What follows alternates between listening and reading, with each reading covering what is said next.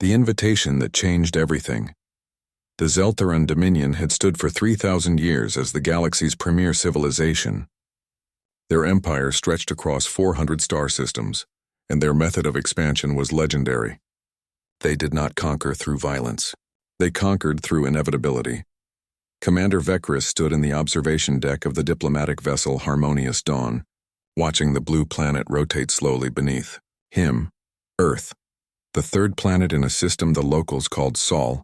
His antennae twitched with satisfaction as he reviewed the data scrolling. Across his neural interface, the humans had achieved faster-than-light travel only 8 months ago. Their first clumsy voyage beyond their own star system had triggered every monitoring beacon the Dominion had placed throughout this sector. Now Vekris was here to do what the Dominion always did: offer the hand of friendship, offer the gift of civilization, offer membership in something greater than they could achieve alone. And if they refused, well, the Dominion had other methods. But in 3,000 years, only 17 species had been foolish enough to refuse. Most saw the wisdom immediately. His second officer, a young Zeltharan named Keyleth, approached with a data tablet. "Commander, we have completed our analysis of human civilization. The results are peculiar." Vekris turned from the viewport. "Peculiar how?" Keyleth hesitated. "They appear to have only recently unified. The planet was divided into nearly 200 separate territorial nations until approximately 30 years ago. Even now, the unification seems fragile." Vekris felt his confidence grow. A fractured species. Even better. They would be desperate for guidance and structure. "What is their technological level?" "Primitive in most regards. Their FTL drive is functional but inefficient. Their weapons technology is surprisingly advanced for their development stage, but still centuries behind our capabilities. They possess no energy shields, no plasma weapons, no quantum communications. Then this will be simple." Vekris activated the communication array. "Open a channel to Earth, all frequencies. I want their leadership to hear this." The communication officer nodded. "Channel open, Commander." Vekris straightened his ceremonial robes and began the speech he had given 43 times in his career. "People of Earth, I am Commander Vekris of the Zeltharan Dominion. We come in peace and friendship. Your species has achieved a remarkable milestone by joining the community of starfaring civilizations. We extend to you an invitation. Join the Dominion. Share in our knowledge, our protection, our prosperity. We ask only that you accept our guidance and integrate your world into our greater family. You have 10 standard days to consider our offer. We await your response with hope and anticipation." The message transmitted. Vekris smiled. In 10 days, Earth would accept. They always did. The response came in 6 hours. Vekris was in his private quarters when the communication alert chimed. He activated the display, expecting a simple acknowledgement or perhaps some preliminary questions. Instead, a human face appeared on the screen. The human was female, middle-aged, with dark skin and eyes that seemed to look directly through the camera into Vekris himself. She wore a simple gray uniform with no decorations or rank insignia. Her expression was neutral, but something about her stillness made Vekris uncomfortable. "Commander Vekris," the human said. Her voice was calm, almost soft. "I am Director Sarah Okonkwo of Earth's Unified Response Council. We have reviewed your invitation." "We accept." Vekris blinked. He had not expected such a quick response. "That is excellent news, Director. We are pleased that Earth recognizes the benefits of cooperation." "Oh, we recognize many things, Commander." The human's expression did not change. "We would like to formalize this arrangement with a demonstration of mutual capabilities. We understand the Dominion values military strength. We would be honored to show you what humanity brings to this partnership." Something in her tone made Vekris pause. "A demonstration is not necessary, Director. We have assessed your capabilities and find them adequate for membership. Nevertheless, we insist." The human leaned forward slightly. "It is important that you understand exactly what you are inviting into your Dominion. We want no misunderstandings later." Vekris felt his antennae twitch with uncertainty. "Very well. We can arrange a formal demonstration at our training facility on Kelmar 4. A simple display of your military protocols will suffice." "Excellent." The human smiled. It was not a pleasant smile. "We will arrive in 5 days. Please prepare an appropriate venue. We will bring a representative sample of Earth's military capabilities." The transmission ended before Vekris could respond. 5 days later, the human ships arrived at Kelmar 4. Vecris stood in the orbital station's observation gallery, watching 3 human vessels approach. They were ugly ships, he thought, blocky and utilitarian with none of the elegant curves that marked Zeltharan design. They looked like they had been built quickly and maintained poorly. Supreme Arbiter Theln stood beside him. Theln was the Dominion's regional governor, responsible for integrating new species into the Empire. He was ancient by Zeltharan standards, with antennae that had faded to pale gray and skin marked with the ceremonial scars of his rank. "These humans concern me," Theln said quietly. "I have reviewed their history. They are violent beyond reason. All primitive species are violent," Vecris replied. "They grow out of it once they join something greater. The Dominion provides structure and purpose." Theln did not look convinced. "Commander, in the past 1,000 years of their history, humans have been at war 96% of the time, not as a species against external threats, but with each other. They have developed over 15,000 distinct methods of killing one another. They created weapons capable of destroying their entire planet, and came within moments of using them on multiple occasions." Vecris waved a dismissive hand. "That is precisely why they need us. We will teach them better ways." The human ships docked. Vecris and Theln descended to the greeting bay to meet the delegation.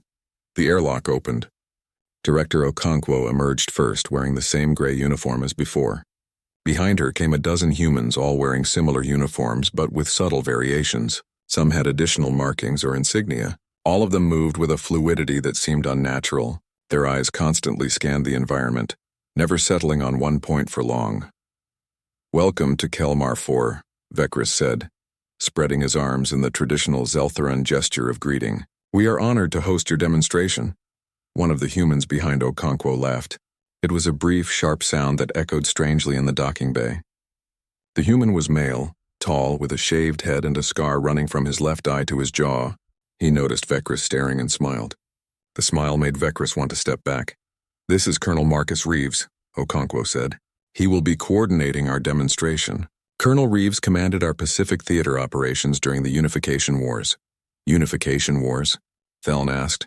"The period when humanity finally stopped fighting itself long enough to focus outward," Okonkwo replied. 32 years of continuous combat across every continent, approximately 400 million casualties. It taught us many valuable lessons about warfare. Vecris felt his confidence waver slightly. 400 million casualties in a war against themselves. Colonel Reeves stepped forward. "Supreme Arbiter Theln, Commander Vecris, we appreciate the opportunity to demonstrate our capabilities. We have brought 3 full combat units representing different aspects of Earth's military doctrine. We are prepared to begin whenever you wish." "Tomorrow would be appropriate," Vecris said. "Our observation facilities need to be prepared." "Tonight would be better," Reeves said. His tone was polite but firm. "We prefer to operate in varied conditions. Day, night. It makes little difference to our soldiers." Thelon exchanged a glance with Vecris. "Very well, tonight then. We will observe from the command center." The humans were escorted to temporary quarters. Vecris returned to the command center and began reviewing the demonstration parameters. Kelmar 4's training facility was a standard Dominion installation, a 10-square-kilometer area with varied terrain, monitoring equipment throughout, and safety protocols to prevent actual casualties. Khalith approached him with another report. "Commander, I have been analyzing the human ships. The scans are concerning. How so?" "The vessels appear minimally armed. Basic kinetic weapons, primitive missile systems, but the cargo holds contain equipment I cannot identify. The scans suggest biological storage units, chemical processing facilities, and something that reads as electronic warfare gear far more advanced than their other technology suggests." Vecris frowned. "Perhaps they are trade goods. Different aspects of their technology develop at different rates. Perhaps." Keyleth did not sound convinced. "Commander, there is something else. I accessed Earth's public information networks. The humans have entertainment media depicting their own history. I watched several of these. The content is disturbing. They are primitives, Keyleth. I am sure their entertainment is crude. It is not the quality that disturbs me, sir. It is the subject matter. Humans create entertainment about war, about killing, about survival in hostile conditions. They watch these recreations of violence for pleasure. One popular series depicts humans fighting each other in an arena until only one survives. Another shows humans competing to survive in deadly environments. They turned suffering into recreation. Vecris dismissed the concern. We will civilize them. That is what the Dominion does. Night fell on Kelmar 4. The training facility was illuminated by artificial lights that replicated combat conditions. Vecris, Thelon, and a dozen Dominion military observers gathered in the command center overlooking the demonstration area. The human units entered the facility. Vecris watched on multiple screens as they dispersed into the terrain. There were 36 humans total, divided into 3 groups of 12. They carried equipment that looked primitive compared to Dominion gear. No energy weapons, no powered armor, just ballistic firearms and simple body armor. Begin observation protocol, Vecris ordered. What followed would haunt Zeltheron military doctrine for generations. The first human unit moved through the wooded section of the training ground. They made no sound. Vecris leaned forward, enhancing the audio sensors. Nothing. 36 humans moving through terrain covered with dried leaves and branches, and the sensors picked up no footsteps. No equipment noise, nothing. How are they doing that? Kalith whispered. Advanced training, Vecris said, though he did not sound certain. The second unit entered an urban warfare simulation area. Buildings designed to mimic a city environment. The humans split apart, moving independently but somehow maintaining coordination without visible communication. They flowed around corners through doorways, always covering each other without speaking or signaling. The third unit approached a fortified position defended by automated turrets. Standard Dominion defensive setup. The turrets would fire non-lethal marking rounds to simulate casualties. The humans should have attempted to disable the turrets or find cover. Instead, they charged. Vecris watched in confusion as 12 humans ran directly at automated defenses designed to mow down advancing infantry. The turrets activated, tracking targets, firing. 3 humans were marked as casualties immediately. They dropped and lay still. The other 9 kept coming. They moved erratically, changing direction randomly, never running in straight lines. 4 more were marked. 5 humans remained. They reached the fortified position. What happened next made Vecris stand up from his chair. The humans did not try to breach the walls or disable the defenses. They climbed. Using nothing but their physical strength and primitive climbing gear, they scaled the walls in seconds. Once on top, they dropped into the fortified position and systematically destroyed every automated defense from behind. Thelon's antennae were rigid with shock. That should not be possible. The walls are too smooth to climb. Humans evolved as climbing primates, Okonkwo said from behind them. Vecris spun around. The director had entered the command center silently. We spent millions of years climbing trees to escape predators. The walls are not smooth to us. They are just another surface, the demonstration continued. The human units executed maneuvers that violated every principle of civilized warfare. They used concealment instead of force shields. They employed ambush tactics instead of direct engagement. They prioritized surprise and psychological impact over efficient elimination of targets. One unit set up what they called a kill zone. They allowed automated opponents to advance into a specific area, then attacked from multiple directions simultaneously. The efficiency was terrifying. 12 enemies eliminated in under 4 seconds. Another unit demonstrated urban combat. They moved through the simulated city like ghosts, appearing and disappearing, using shadows in corners and blind spots that should not have existed. When they encountered defensive positions, they did not assault them. They bypassed them, infiltrated from unexpected angles, attacked weak points that the Dominion had not even considered weak points. The third unit demonstrated something they called combined arms tactics. They integrated every weapon system they carried, every piece of equipment, every environmental feature into a single coordinated assault. It was chaos. Beautiful, terrible chaos that achieved objectives with minimal casualties and maximum impact. Vecris watched for 3 hours. When the demonstration finally ended, he felt exhausted. The humans gathered in the center of the training ground waiting. Thelon spoke first, his voice shaking slightly. This is not military doctrine. This is predation. Colonel Reeves entered the command center. He was not even breathing hard. Supreme Arbiter, you are correct. Human warfare evolved from hunting. We hunted animals smarter, faster, and stronger than ourselves.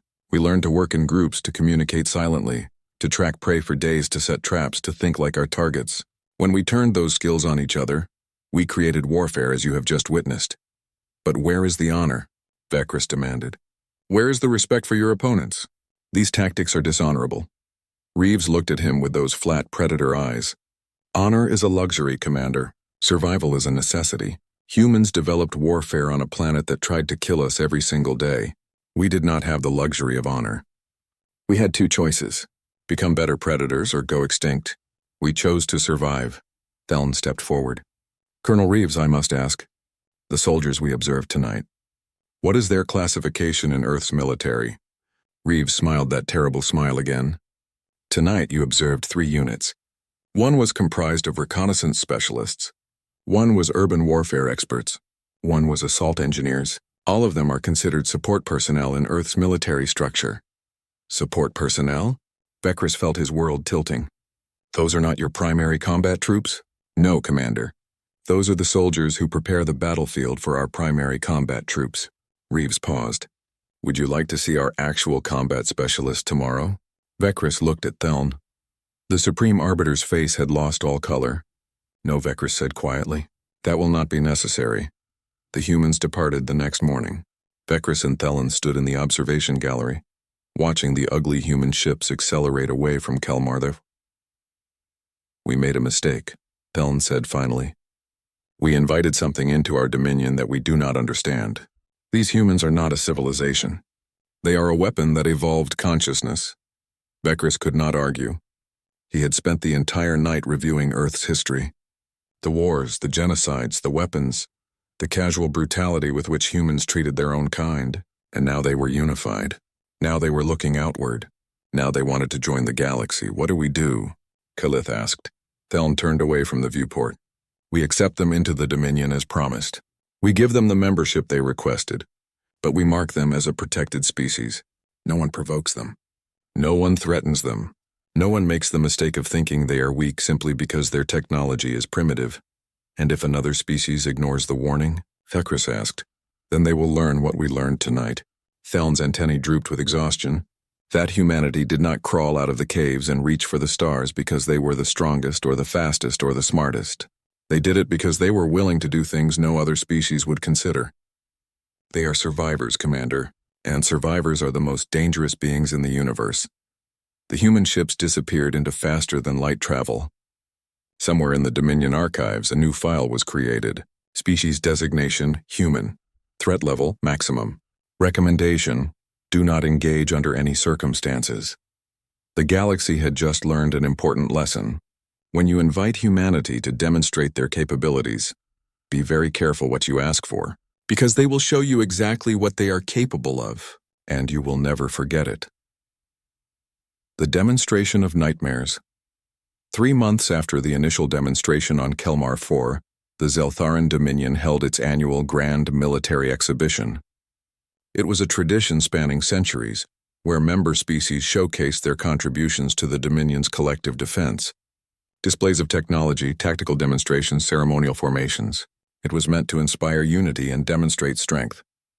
This year, for the first time, humanity had been invited to participate. Commander, Vekris stood in the central observation platform of the exhibition arena, on the Dominion capital world of Zelthar Prime. Around him gathered representatives from 40 different species, all eager to see what Earth would contribute. The arena was massive, stretching for kilometers in every direction, with varied terrain sections designed to accommodate different combat demonstrations. Supreme Arbiter Theln approached, his antennae twitching with barely concealed anxiety. I still believe this is unwise, Commander. After what we witnessed on Kelmar 4, inviting humans to demonstrate at our capital seems reckless. Vekris understood the concern, but politics demanded this appearance. The other species question our decision to grant Earth full membership so quickly. They think we were too lenient. This demonstration will show them why we made that choice. It will validate our decision, or it will terrify everyone, Theln muttered. The arena lights dimmed.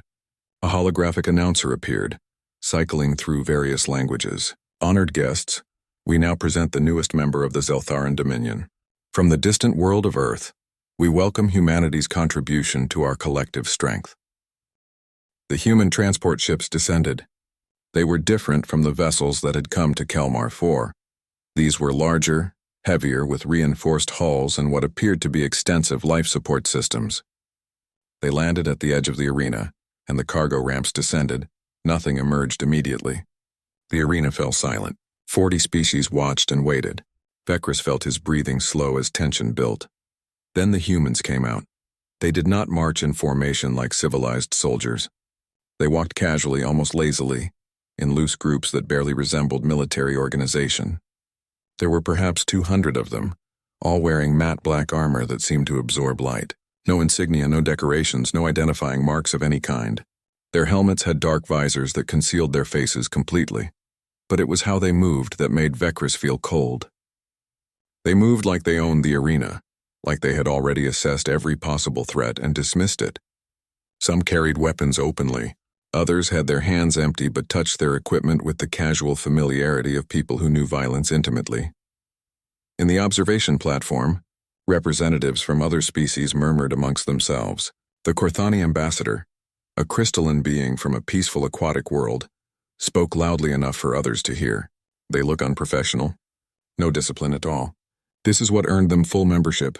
A holographic figure appeared in the center of the arena. It was Director Okonkwo, projected at massive scale so everyone could see her clearly.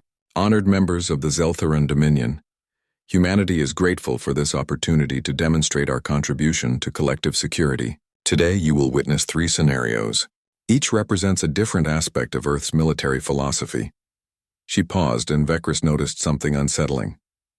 She was smiling, but it was the smile of someone anticipating something unpleasant for others. First, we will demonstrate threat neutralization. Second, environmental adaptation. Third, psychological dominance. We ask that all observers remain in designated safe zones. What you are about to witness may be disturbing to species unfamiliar with Earth's approach to warfare. The hologram disappeared. The arena lights shifted to simulate twilight conditions. Scenario 1 began. Automated combat drones appeared throughout the arena. Standard Dominion training units programmed to simulate hostile forces. They were armed with non-lethal weapons but operated with full tactical AI. 200 drones against 200 humans. A fair demonstration of capability. The drones activated their sensors and began searching for targets. The humans had already disappeared. Vecris enhanced his viewing display, activating thermal imaging. Nothing. He switched to motion sensors. Still nothing. How had 200 beings in heavy armor simply vanished? Then the killing started. A drone at the edge of the formation suddenly went offline. Then another. Then 3 more in rapid succession. The remaining drones attempted to form defensive positions, but they could not identify where the attacks were coming from. Their sensors showed nothing. A human appeared suddenly behind a cluster of drones. He moved so fast that the drones barely had time to register his presence. Before he disabled 4 of them, with some kind of electromagnetic pulse weapon. Then he was gone again, melted back into shadows that should not have been deep enough to hide him. More humans appeared and disappeared throughout the arena. They struck from unexpected angles, eliminated targets with brutal efficiency, and vanished before the drones could respond. Some humans used their weapons. Others used what appeared to be their bare hands, physically tearing drones apart with a savagery that made several observers gasp. The Chronicles ambassador's crystalline structure had darkened with shock. This is not combat. This is assassination. That is the point, Thelen said quietly. Humans do not fight fairly. They fight to win. The scenario ended in 12 minutes. All 200 drones were destroyed or disabled. Human casualties 0.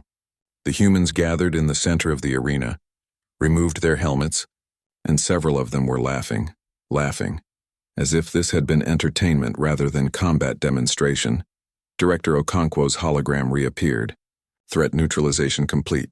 Humanity's doctrine prioritizes elimination of hostile forces with minimal risk to our personnel. We do not believe in fair fights. We believe in overwhelming advantage achieved through superior tactics and complete disregard for conventional warfare. Rules. Scenario 2 was announced before the observers could fully process what they had just witnessed. The arena environment shifted. Temperature controls activated, creating a section of extreme heat that would be lethal to most species without environmental suits. Another section became frozen wasteland. A third filled with toxic chemical clouds. A fourth simulated radiation levels that would kill most organic life in minutes.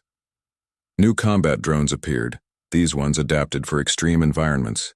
They positioned themselves throughout the hazardous zones, confident that no attacker could survive long enough to reach them. The humans walked directly into the death zones. Vecris watched in disbelief as human soldiers entered the extreme heat section wearing minimal protection. Their armor had some cooling systems, but nothing that should allow them to survive temperatures that would cook most species alive. They moved through the zone as if it were mildly uncomfortable weather, eliminated the drone stationed there, and moved on to the next zone. In the frozen section, humans operated in temperatures that should have caused immediate hypothermia. They barely seemed to notice. The toxic chemicals that would dissolve most species' respiratory systems were filtered by simple masks. The radiation zone that should have been instantly lethal was navigated by humans who accepted the exposure as if it were an acceptable risk. How are they doing this? The Korthani ambassador's voice had risen to a panicked frequency. No species can survive in those conditions without extensive life support. Khalith pulled up data on his display. According to Earth's own records, humans evolved on a planet with extreme environmental variation, temperatures ranging from lethal cold to lethal heat, atmospheric conditions that shift rapidly. They developed biological adaptations that allow them to function in conditions that would kill most of us.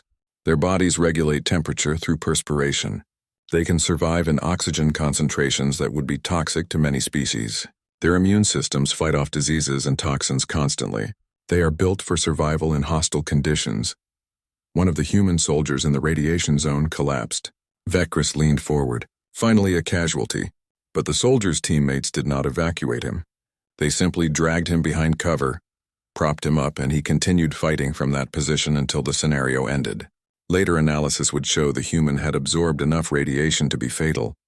He knew he was dying and kept fighting anyway. Scenario 2 ended. The humans emerged from the environmental death zones. Several were injured. None had retreated. They gathered again in the arena center, and this time they were not laughing. They looked calm, professional, as if walking through lethal environments was routine. Director Okonkwo's hologram appeared once more. Environmental adaptation complete.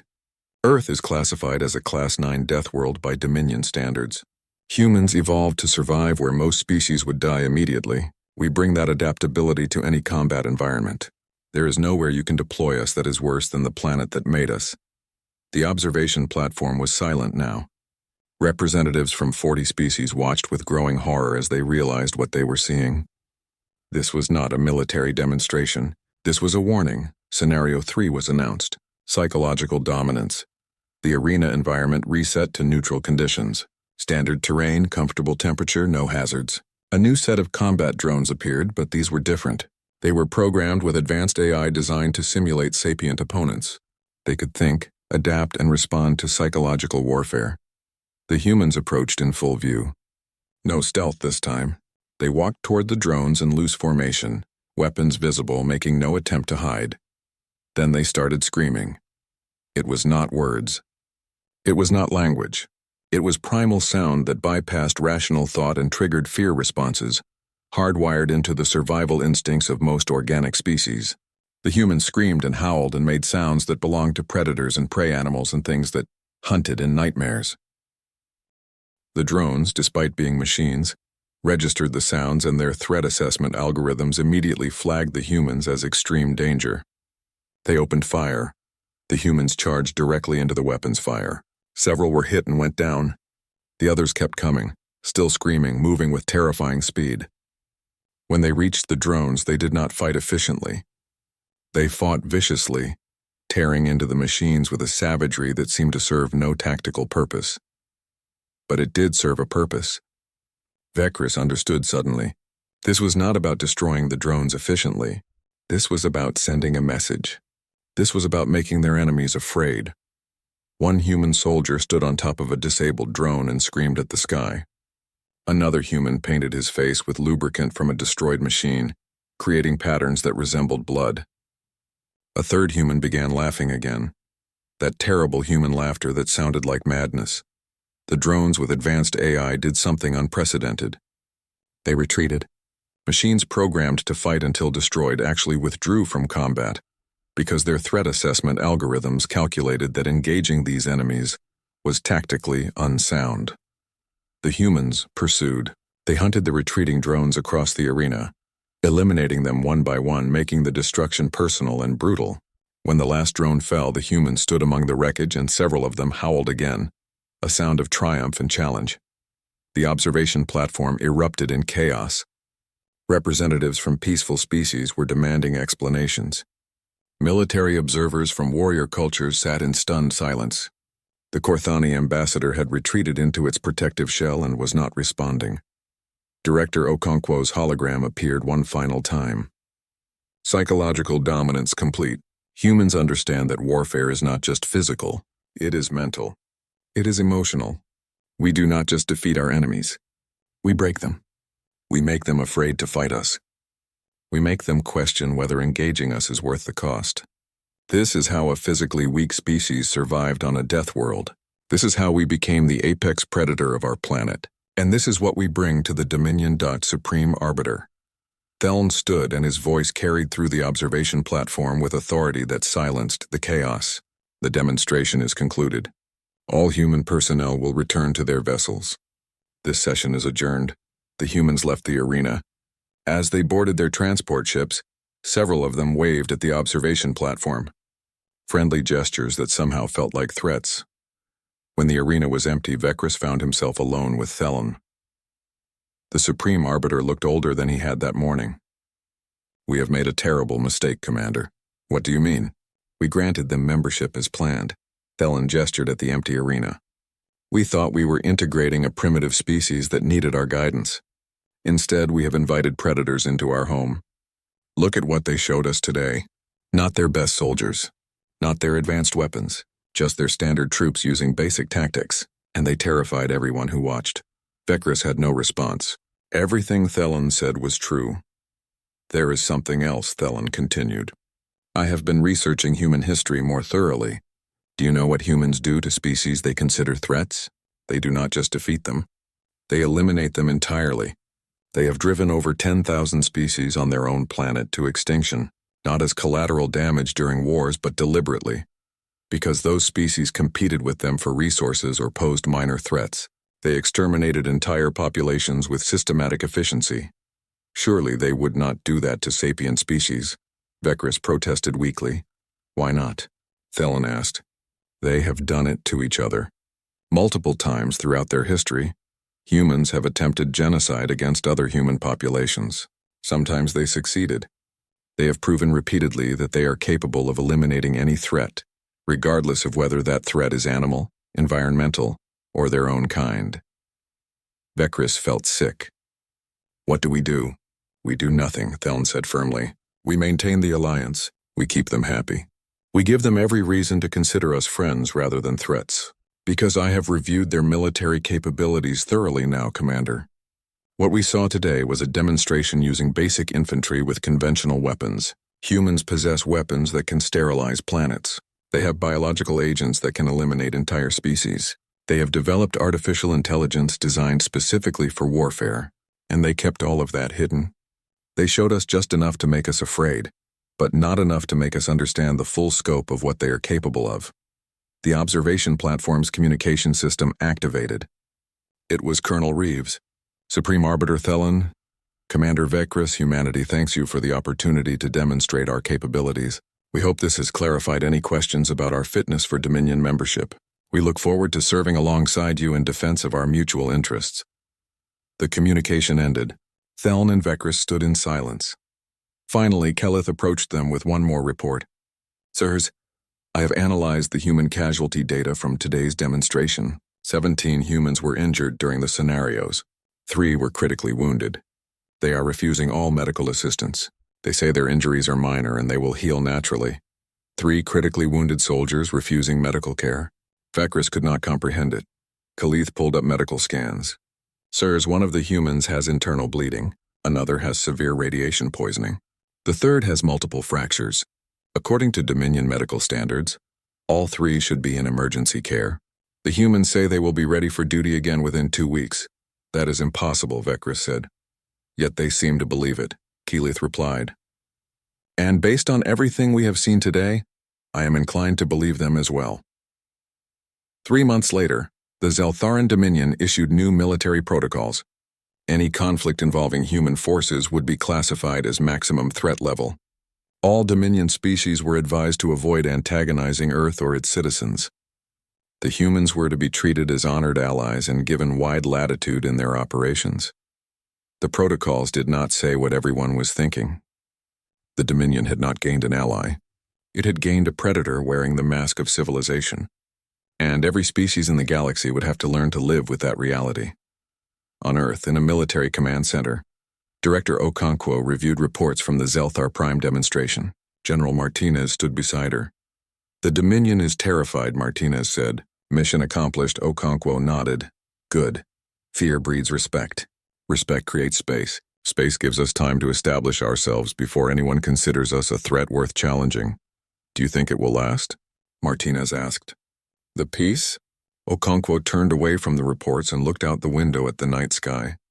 "As long as they are more afraid of what we might do than curious about what we can actually do, yes. We showed them just enough to make them cautious, not enough to make them desperate. And if they ever figure out we showed them our worst soldiers on purpose, that the demonstration units were criminals we gave a choice between prison and military service, then we show them our actual military," Okonkwo said quietly. "And we make sure they never forget the difference." Somewhere in deep space, the ugly human transport ships traveled back to Earth. Inside, 200 soldiers who had volunteered for the demonstration because they enjoyed violence celebrated another successful mission. They had no idea they were considered humanity's worst. They thought they were average. The galaxy had learned to fear humanity, but they had no idea what humanity was truly capable of. And that ignorance was exactly what Earth's leadership intended. The invitation had been accepted. The demonstration had been given. The message had been received. Humanity had joined the galactic community not as supplicants seeking guidance, but as predators claiming their place at the top of the food chain. The galaxy would never be the same.